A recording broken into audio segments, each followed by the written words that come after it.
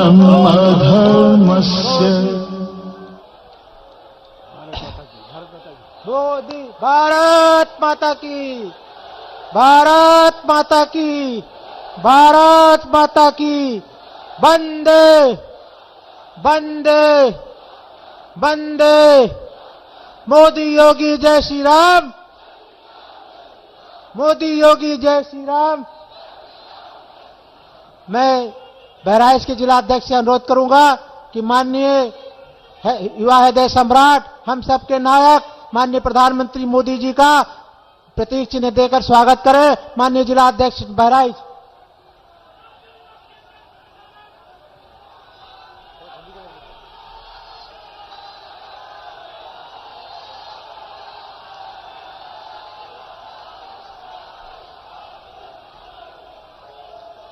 अब मैं अनुरोध करूंगा, बहुत ज्यादा समय न ले, अनुरोध करूंगा विश्व के सबसे बड़े नेता, भारत के यशस्वी प्रधानमंत्री, हम सबके नेता, हम सबके हृदय में वास करने वाले माननीय नरेंद्र भाई मोदी जी आवे और हम सबको अपना आशीर्वचन दे। माननीय मोदी जी।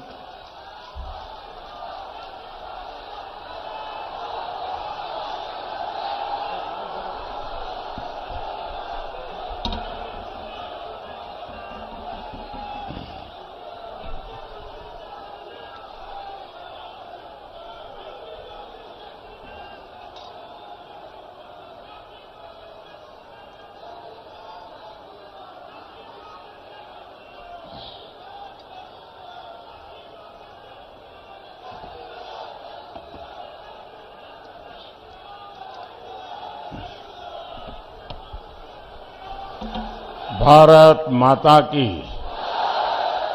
भारत माता की।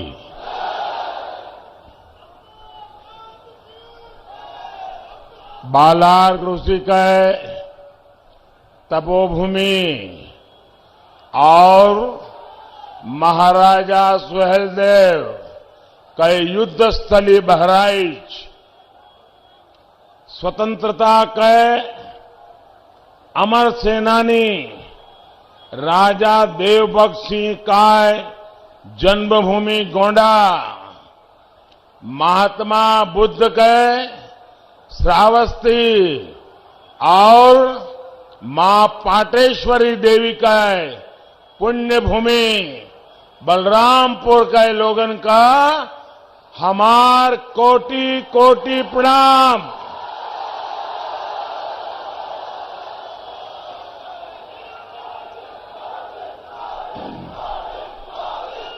सबसे पहले तो मुझे पहुंचने में विलंब हुआ, इसके लिए मैं आप सबकी क्षमा चाहता हूं कि मैं आज नॉर्थ ईस्ट में मणिपुर में था और मणिपुर से आते थोड़ा समय हो गया, तो इसलिए मैं आपकी क्षमा चाहता हूं।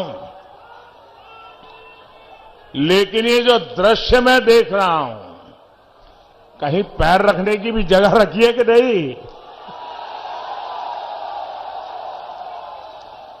और जितने लोग यहां हैं, मैं उधर बाहर देख रहा हूं, पता नहीं उनको सुनाई देता होगा नहीं देता होगा, इतनी बड़ी तादाद में लोग आज यहां दूसरे जिलों से भी एक तो यहां मौजूद है, बाकी लोग वर्चुअली और जिलों में भी इस कार्यक्रम में जुड़े हैं। मैं उन सबको भी यहां से प्रणाम करता हूं। आप जो इतनी बड़ी संख्या में हम सबको, भारतीय जनता पार्टी को आशीर्वाद देने आए हैं, उससे साफ है कि यूपी चुनाव में इस बार भी जीत का चौका लगने वाला है, चौका।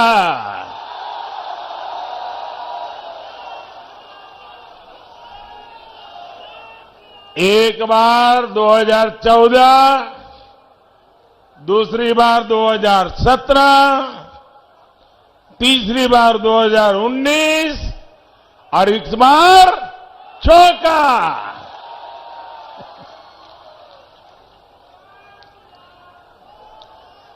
यूपी के लोग 22 में भी गौर परिवारवादियों को हराने के लिए फैसला कर चुके हैं।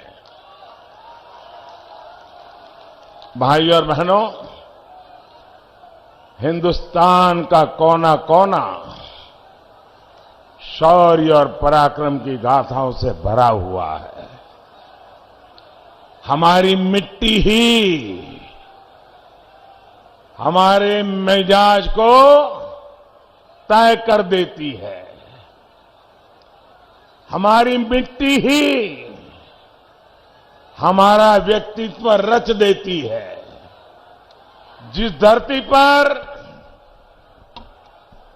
हम हैं, ये धरती ही महाराजा सुहेलदेव के पराक्रम की महक लिए हुए है। पिछले वर्ष मुझे उनके स्मारक के शिलान्यास का भी सौभाग्य मिला। इस स्मारक में उनकी भव्य प्रतिमा भी लगाई जाएगी। साथियों, आप देख रहे हैं इस समय दुनिया में कितनी उथल पुथल मची हुई है। जब चारों तरफ उथल पुथल मची हो, चारों तरफ कल क्या होगा, परसों क्या होगा, गिनतियां चलती हो, ऐसे में भारत को ताकतवर होना चाहिए कि नहीं होना चाहिए?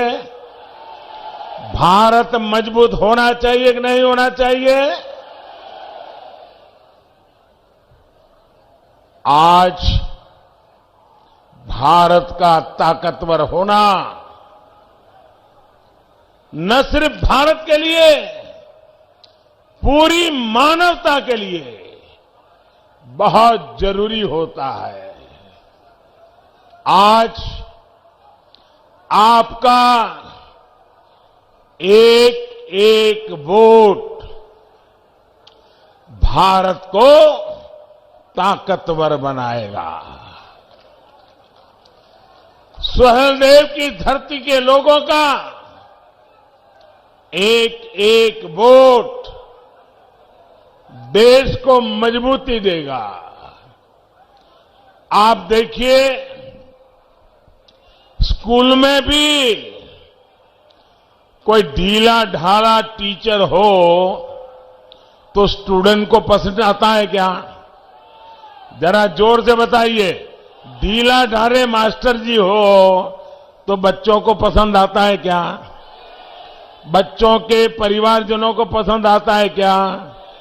माँ भी चाहते हैं ना कि टीचर मजबूत होना चाहिए। चाहते कि नहीं चाहते?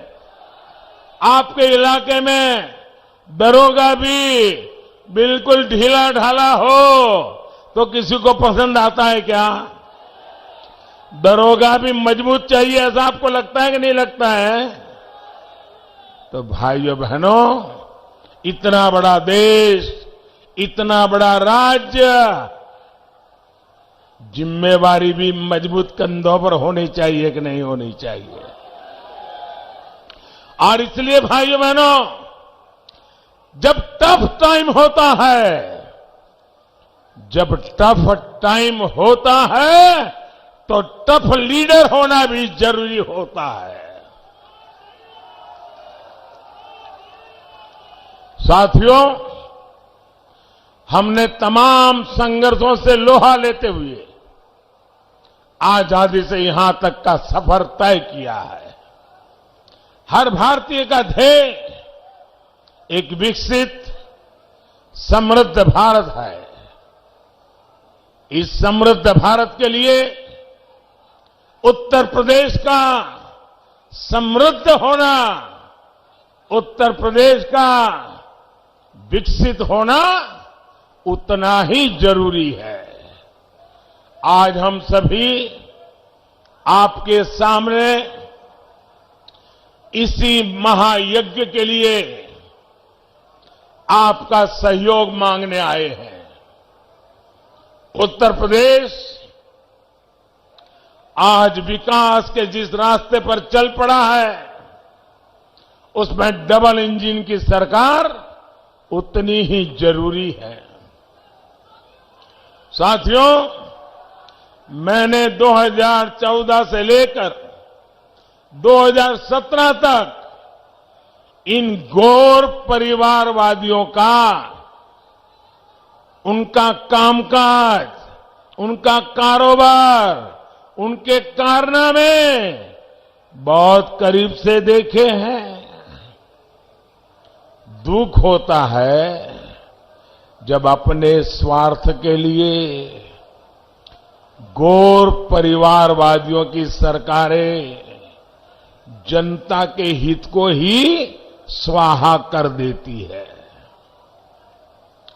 2017 से पहले बस्ती, गोंडा, बहराइच, बलरामपुर के लोगों ने भी बहुत भेदभाव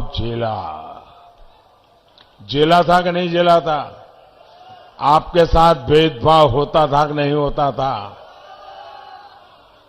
अब योगी जी की सरकार पिछले 5 सालों से हर वो प्रयास कर रही है जो आपके जीवन में सहूलियत ला सके, जो गरीब को सम्मान दे सके।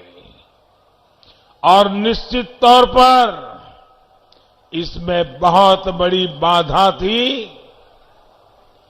यूपी की बिगड़ी हुई कानून व्यवस्था।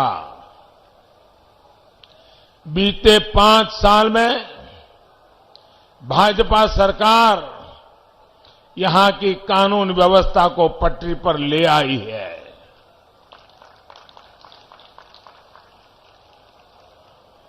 वो जो आपके हक की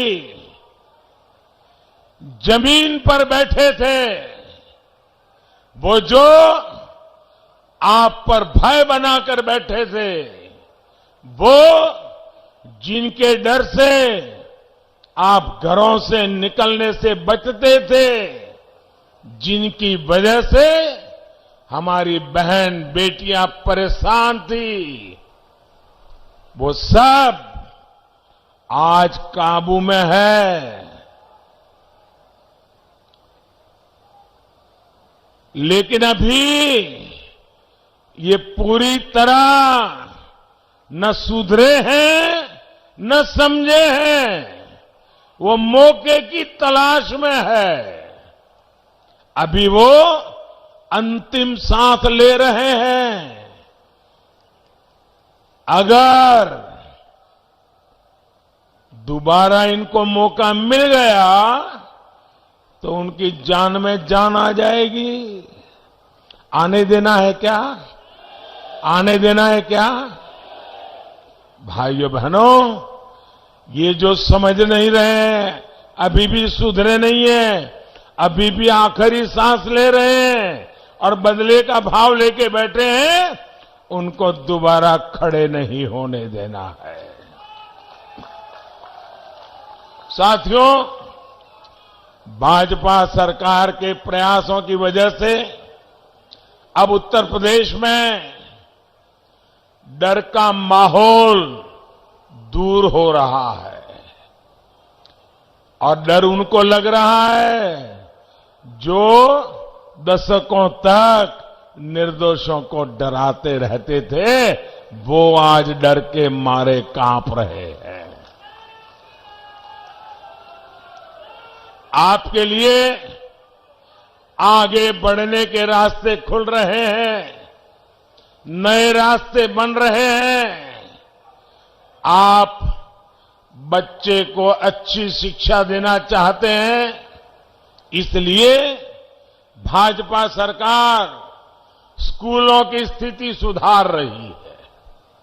आप अपने बच्चों को उच्च शिक्षा देना चाहते हैं, इसलिए भाजपा सरकार हर जिले में मेडिकल कॉलेज खोल रही है, नए इंजीनियरिंग संस्थान बना रही है, आईटीआई पॉलिटेक्निक में सीटें बढ़ा रही है। आप अपनी दुकानदारी करना चाहते हैं, अपना कारोबार शुरू करना चाहते हैं, इसलिए भाजपा सरकार मुद्रा योजना के जरिए आपको बैंकों से आर्थिक मदद दे रही है। स्टार्टअप योजना के जरिए आपको पैसा दे रही है।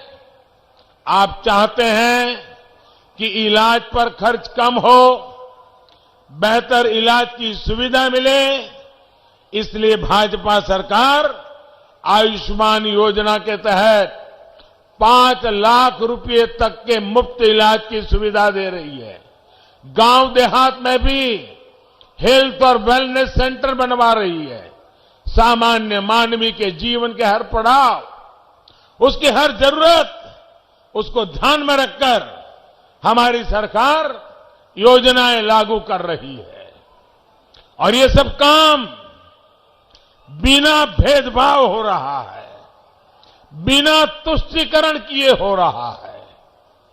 और यही तो है सबका साथ, सबका विकास, सबका विश्वास और सबका प्रयास।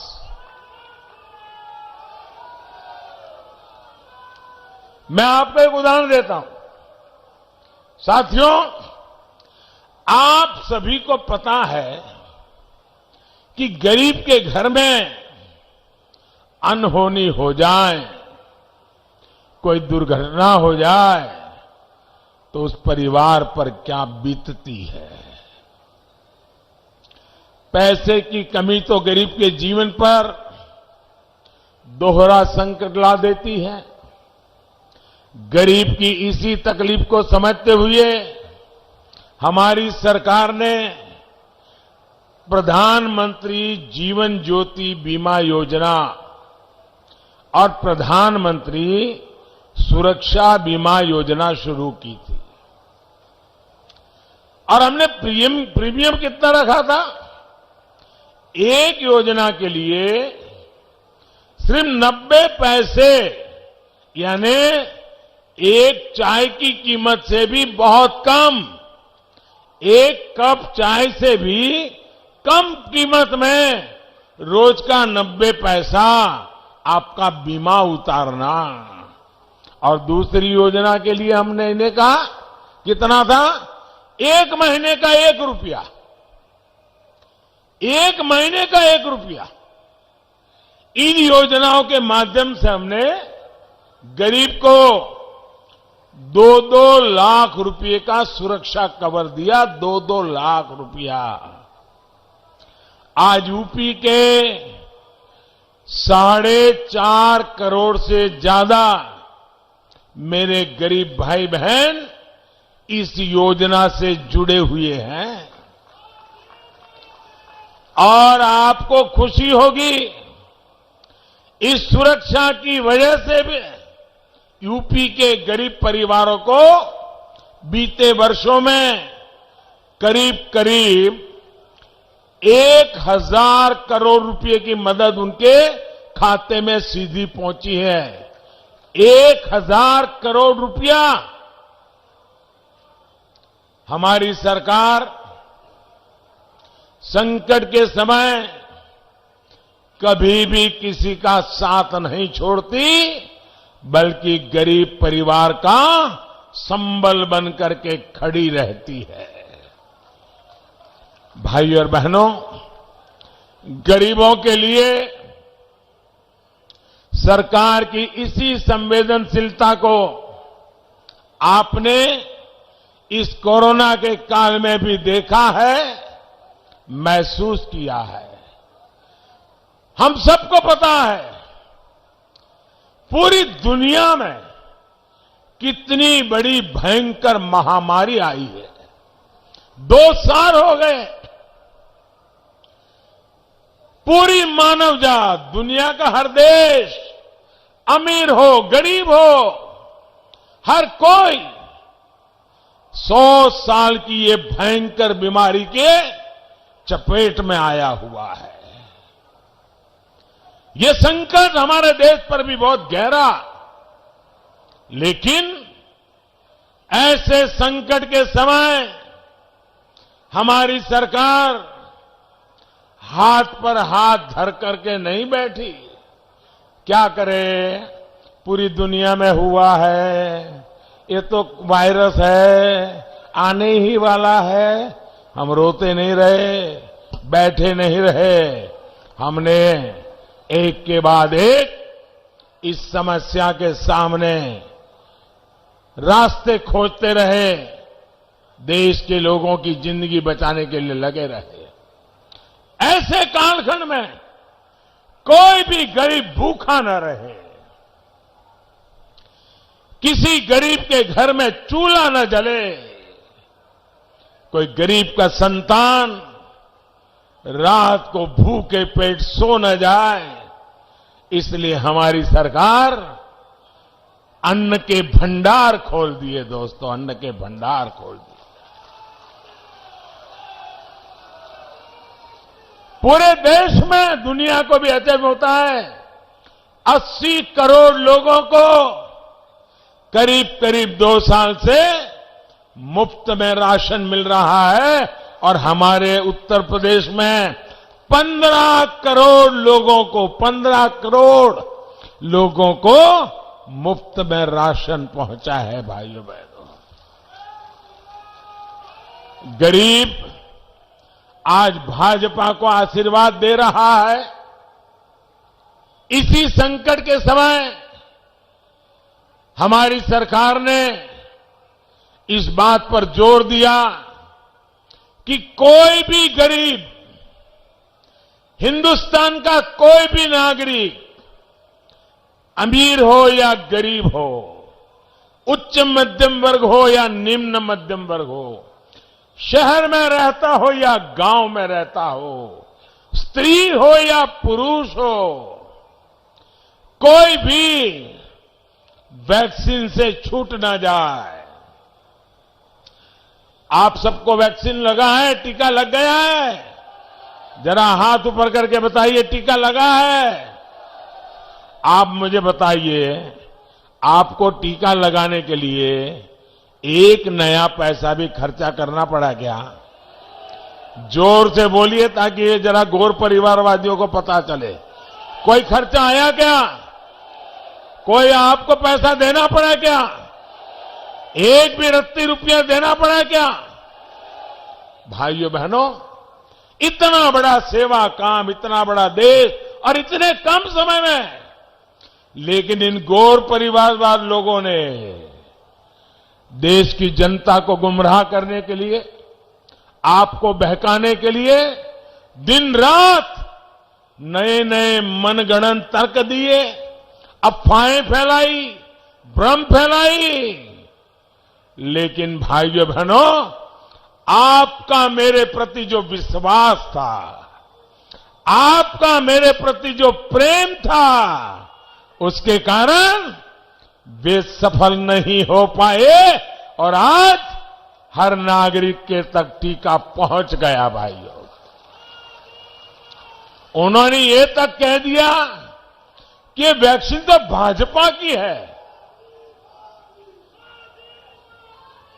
इन लोगों ने आप लोगों को उकसाया, ये तो भाजपा की वैक्सीन है, ये भाजपा के रंग वाली वैक्सीन है, ये भाजपा के कमल वाली वैक्सीन है, इसलिए वैक्सीन मत लगाओ।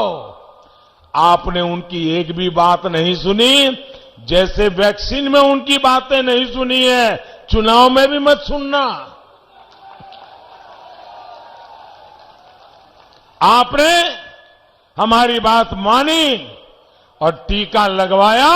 मैं आपका हृदय से धन्यवाद करता हूं भाइयों बहनों।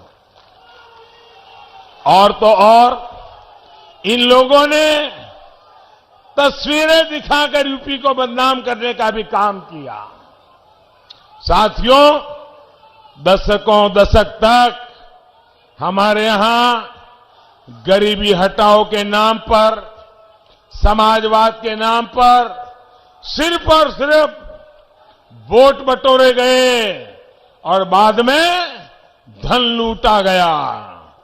लेकिन जो इतने वर्षों तक देश की सत्ता में रहे, यूपी में जिन्होंने हमसे पहले सरकार चलाई, उन्होंने गरीब को गरीबी से लड़ने के लिए न अस्त्र दिए, न शस्त्र दिए, न उनको कोई समर्थन दिया। 2014 में जब आपने हमें अवसर दिया तो हमने इस पुरानी सोच को बदलने के लिए कदम उठाए। बैंकों के दरवाजे गरीब, दलित, पिछड़े, किसान, मजदूर, महिलाओं के लिए हमने खोलना, ऐसा ही एक बड़ा कदम था। गरीब कभी बैंक के दरवाजे तक नहीं जा सकता था। आजादी के इतने दशकों के बाद भी नहीं जा सकता था। हमने बैंक के दरवाजे गरीबों के लिए खोल दिए दोस्तों। वरना पहले ये माना जाता था कि जिसके पास पैसा होता है वही बैंक जाता है, गरीब के पास भी बैंक खाता हो। पहले की सरकारों ने इसकी जरूरत ही नहीं समझी। ये भाजपा की सरकार है जिसने देश भर में 44 करोड़ गरीबों के जनधन खाते खुलवाए भाइयों बहनों। और इन जनधन खातों की ताकत देखिए। ये मेरा घोर विरोध करने वालों ने आंख बंद करके उस समय जनधन खाते का भी विरोध किया था, उसकी भी मजाक उड़ाई थी। बोले लोगों के पास पैसे नहीं है, खाते खुल करके क्या करेंगे, ये जनधन खाता तो ड्रामा है, ऐसे ही बैंक के कागज खराब कर रहे हैं, ऐसी ऐसी बातें बोली थी। लेकिन जनधन खातों की ताकत देखिए साथियों। बच्चों की पढ़ाई के लिए सरकारी मदद बिना बिचौलिए, बिना कट सीधे बैंक खाते में पहुंच जाती है। पीएम किसान निधि, कोई बिचौलिया नहीं, सीधा छोटे किसानों के और हर किसान के बैंक खाते में पैसा पहुंच जाता है।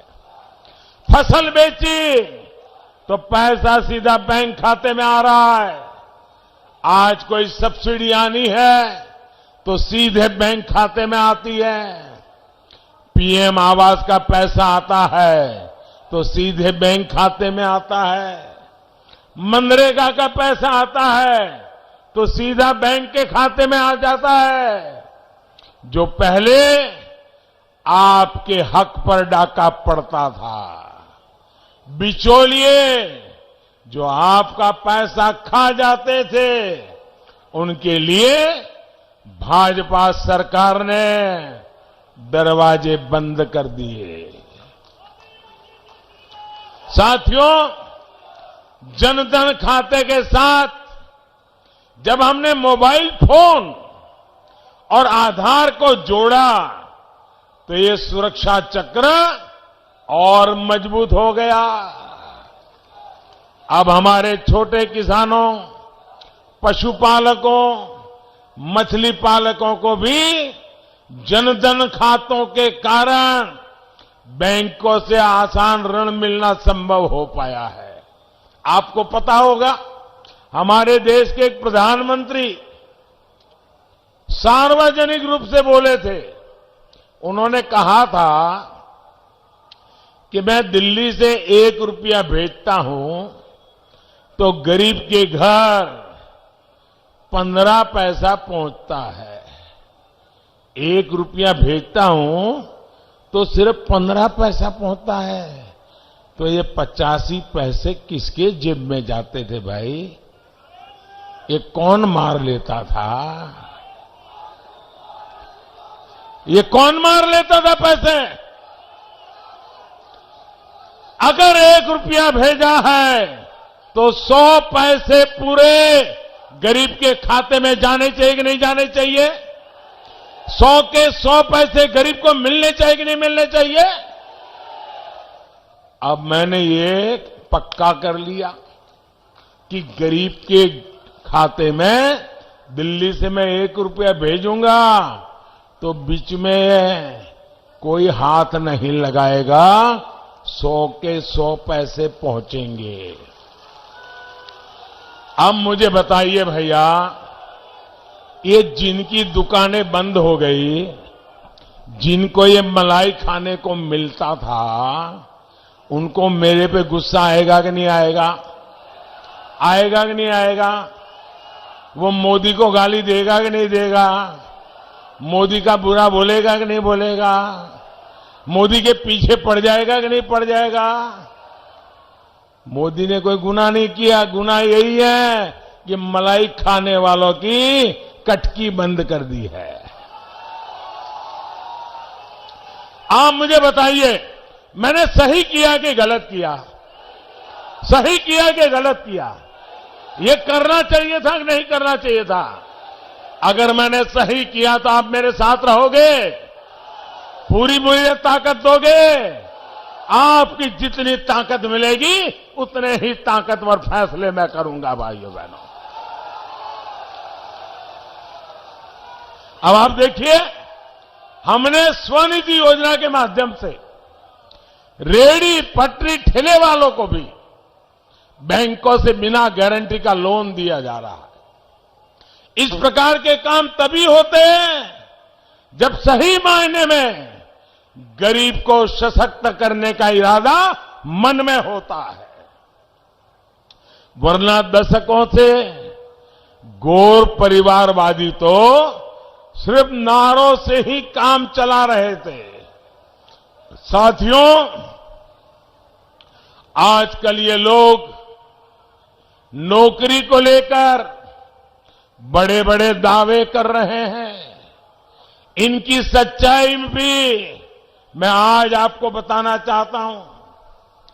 यहां योगी जी ने 5 साल में करीब 5 लाख युवाओं को सरकारी नौकरी दी, जबकि योगी जी के आने से पहले 10 साल तक जो सरकारें चली, उन्होंने 10 साल में सिर्फ 2 लाख लोगों को ही काम दिया था, नौकरी दी थी भाइयों। 10 साल में 2 लाख और 5 साल में 10 लाख, 5 साल में 5 लाख लोगों को नौकरी दी भैया, भाइयों बहनों। और तब कारोबार क्या था? किसी की सिफारिश लगानी पड़ती थी, किसी नेताजी का कुर्ता पकड़ के चलना पड़ता था, गरीब मां को अपनी जमीन गिरवी रख करके करप्शन के पैसे देने पड़ते थे, तब जाकर के मुश्किल से बेटे का इंटरव्यू निकलता था। भाइयों बहनों, गरीब को इतना नुकसान इन लोगों ने किया था। भाइयों बहनों, हमने वो स्थिति बदली है। क्या युवाओं के भविष्य से खिलवाड़ करने वाले ऐसे लोग, क्या हम उनको माफ कर सकते हैं? ऐसे लोगों को माफ कर सकते हैं? ग्रुप सी और ग्रुप डी की भर्तियों में हमने इंटरव्यू समाप्त करने का भी बहुत बड़ा निर्णय कर लिया और उसका लाभ भी ये सब कटकी कंपनी को दरवाजे दिखा दिए। भाइयों बहनों, दरवाजे दिखाइए और गरीब को अर्जी करने पर योग्यता के आधार पर घर पे ऑर्डर आ जाता है। भाइयों साथियों, आज ये परिवारवादी लोग किसानों की भी बातें करने लग गए हैं। उन्हें लेकर भी बड़े बड़े दावे किए जा रहे हैं, लेकिन बहराइच का किसान इनकी सच्चाई भी जानता है। ये वो लोग हैं जिन्होंने उत्तर प्रदेश में दर्जनों चीनी मिलें बंद करवा दी कि नहीं करवा दी? चीनी मिलों को ताले लगवाए कि नहीं लगवाए? ये वो लोग हैं जिन्होंने यूरिया और खाद के लिए किसानों पर डंडे चलवाए। ये वो लोग हैं जो किसान को गन्ने की पर्ची के लिए तरसा देते थे। पिछली सरकार के समय बहराइच के 75,000 किसानों को ही सरकारी खरीद का लाभ मिल पाया था, जबकि हमारी सरकार ने सिर्फ बहराइच में गेहूं और धान के करीब 2 लाख किसानों से सरकारी खरीद की।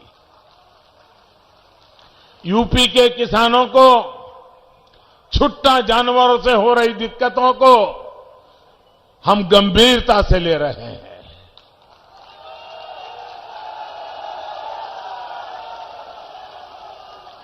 हमने रास्ते खोजे हैं दोस्तों, और मैं आपकी इस चिंता को पूरी तरह समझता हूं और मैं आपको बताता हूं, मैं रास्ता खोज करके लाया हूं दोस्तों। 10 मार्च को आचार संहिता समाप्त होने के बाद, नई सरकार बनने के बाद योगी जी के नेतृत्व में उन सारी नई योजनाओं को हम लागू कर देंगे भाइयों।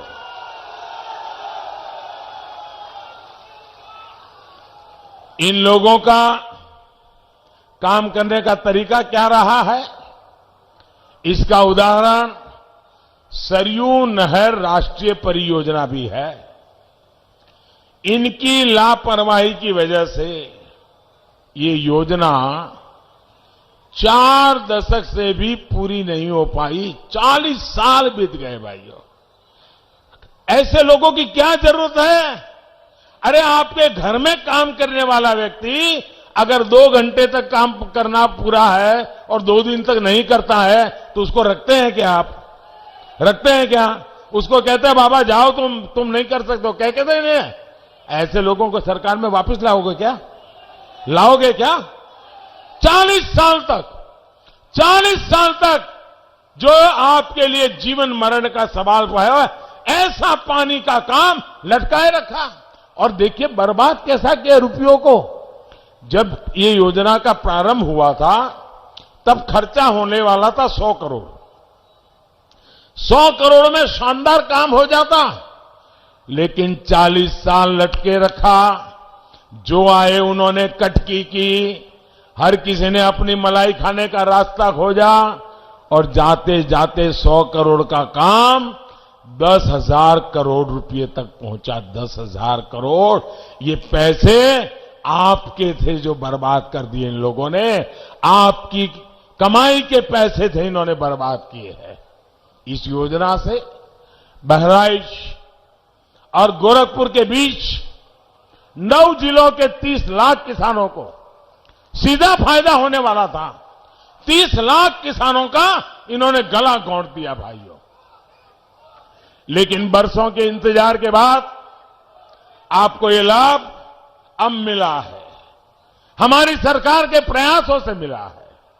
साथियों, बहराइच की ये धरती हमेशा से आक्रमणकारियों के मंसूबों को ध्वस्त करती रही है।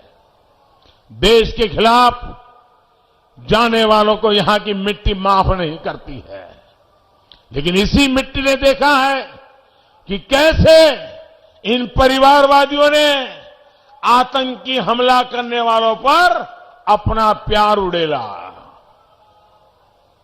जिन लोगों पर यूपी में एक नहीं कई बम धमाकों का आरोप था, ये लोग उन आतंकवादियों को जेल से रिहा करने पर पक्का निर्णय करके बैठे थे, साजिश कर रहे थे।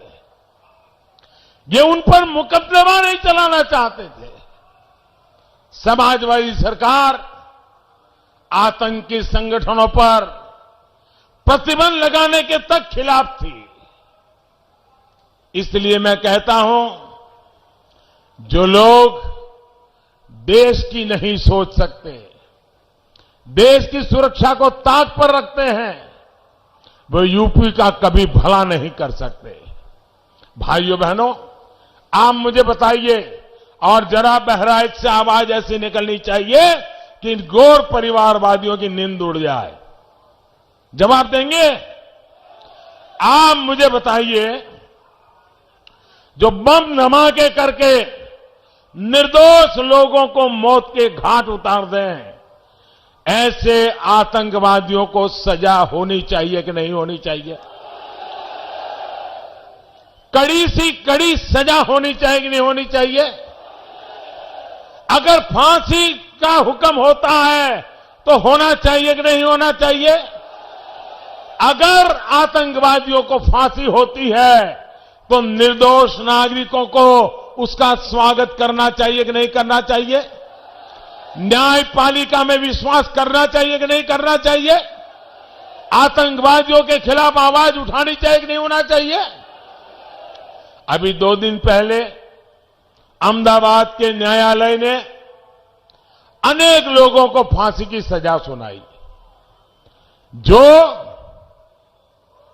आतंकवादी घटनाएं करके, बम धमाके करके निर्दोषों को मार दिया था।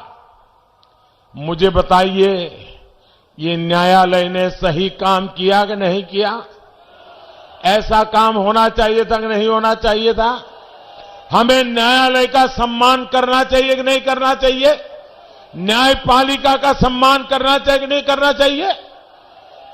लेकिन ये चुप बैठे हैं, चुप बैठे हैं, क्योंकि उनको मालूम है अब सारा खेल जनता के सामने खुल चुका है। कौन किसकी मदद कर रहा था, ये अब उत्तर प्रदेश का बच्चा बच्चा जान गया है भाइयों।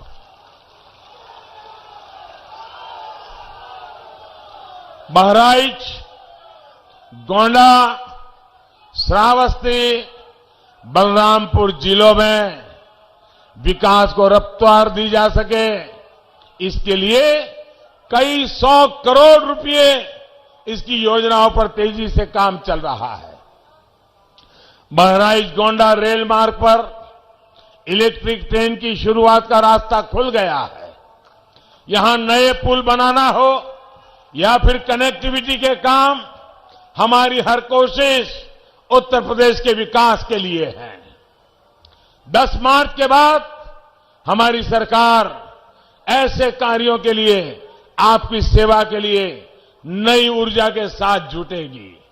लेकिन भाई और बहनों, आपको ये और बात गांठ बांध लेनी है, माफियावादियों को मौका मिला तो ये लोग गांव गरीब की योजनाओं को बंद कर देंगे, बदले की भावना से बंद करेंगे। जिसको मौका पड़ेगा वो बदला लेने की ताक में है। क्या बदला लेने देंगे? बदला लेने देंगे? जो बदला लेना चाहते हैं उनको आने देंगे? ये बदला वालों को अवसर देंगे? भाइयों बहनों, कमीशन, क्राइम, कब्जेदारी, यही लोग फिर से मैदान में उतर आएंगे। इसलिए आपको ज्यादा से ज्यादा संख्या में भाजपा को वोट देना है। कमल के निशान पे बटन दबाना है। एक वोट भी छूटना नहीं चाहिए। आप मुझे बताइए, आज मैं हेलीकॉप्टर से देख रहा था, इतनी जबरदस्त भीड़, इतनी जबरदस्त भीड़, इतनी बड़ी तादाद में आप लोग आए हैं।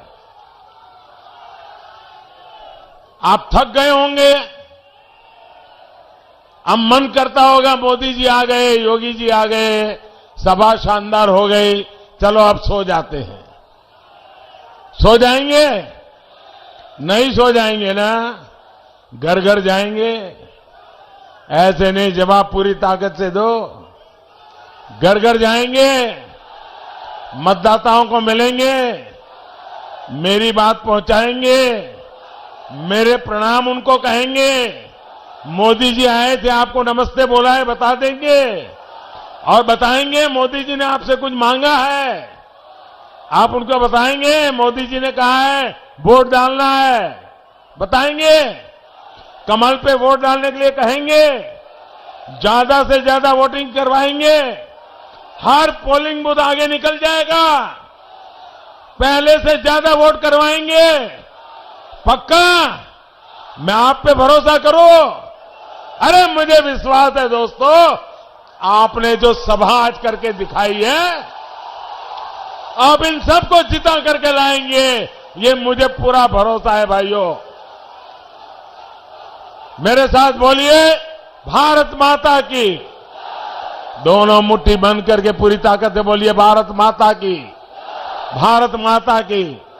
सभी उम्मीदवारों से मेरी प्रार्थना है, आगे आ जाए, योगी जी भी आगे आ जाए।